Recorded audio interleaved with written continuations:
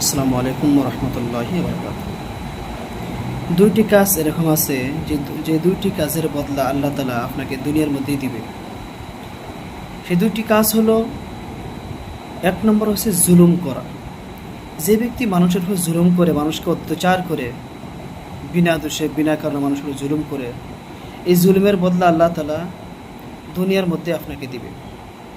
এর ভোগ আপনাকে দুনিয়ার মধ্যেই ভুগতে হবে। আখিরাতের মধ্যে তো ভুগতে হবেই, কিন্তু দুনিয়ার মধ্যে আপনার জুলুম করা বদলা ভুগতে হবে। দুই নম্বর হয়েছে মা বাবার সাথে বেয়াদবি করা, মা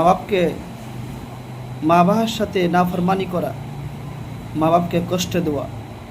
এই যে পরিণাম, এই পরিণামের বদলা আল্লাহ তাআলা আপনাকে দুনিয়ার মধ্যে দিবে। এই জন্য মা বাবার সাথে ভালো ব্যবহার করতে হবে।